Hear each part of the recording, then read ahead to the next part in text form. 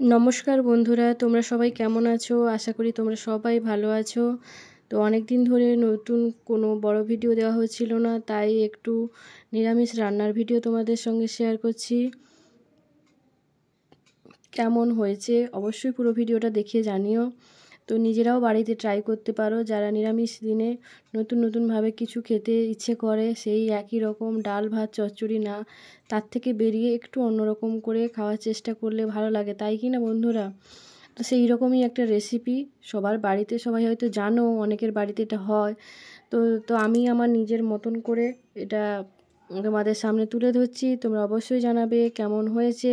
তো তাই বাড়িতে 250 গ্রাম পনির ছিল এবং বাঁধাকপি এবং শীতকালীন যা সবজি হয় সবগুলো গ্রেট করে দিয়েছি, ক্যাপসিকাম, বিনস, মটরশুঁটি, গাজর, ধনেপাতা সব দিয়ে নুন চিনি সব দিয়ে বেশ করে মেখে নিয়েছি, সয়া সস, টমেটো সস সব দিয়ে এবং কর্নফ্লাওয়ার দিয়ে, এই দেখো একটুও জল দিইনি, কিন্তু সুন্দর সুন্দর করে গোল গোল করে বল করে নিয়েছি।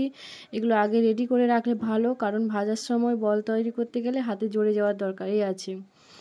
তো যাই হোক, তারপরে আমি তেল দিয়ে গরম করে এগুলো ভেজে নিয়েছি পনির। তো এগুলো তেলে জুড়ে যাওয়ার মানে একটার সঙ্গে একটা জুড়ে যাওয়ার একটা সম্ভাবনা থাকে, তাই জন্য আস্তে আস্তে করে ভেজে নিয়েছি। তারপরে আমি গরম তেলের মধ্যে আদাগুলোকে ঝিরিঝিরি করে কুচিয়ে নিয়েছিলাম, আদা কুচি, টমেটো কুচি আর ক্যাপসিকাম কুচি, এগুলো দিয়ে অল্প নুন দিয়ে নেড়ে চেড়ে তারপরে আমি সয়া সস দিয়ে নেড়ে নিলাম।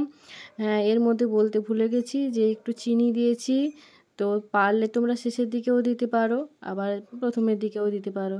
তো যাই হোক, তারপরে এই যে টমেটো সস দিয়ে আমি নেড়ে চেড়ে নিয়েছি, আর আমি কাঁচা লঙ্কা কুচিয়ে রেখেছিলাম ওটাও দিয়ে দিয়েছি। তারপরে আমি এখানে ওই বলগুলো দিইনি, কিন্তু আমি আগে জল দিয়ে দিয়েছি, কারণ ওইগুলো খুব নরম, তো ভেজেছি ভালো করে কিন্তু তবু ওগুলো নরম তুলতুলে, তার জন্য ওগুলো জল দিয়ে কর্নফ্লাওয়ার গুলিয়ে ঢেলে দিয়েছি এবং ফুটে উঠতে তারপর ওর মধ্যে আমি বলগুলো আস্তে আস্তে করে ছেড়ে দেব।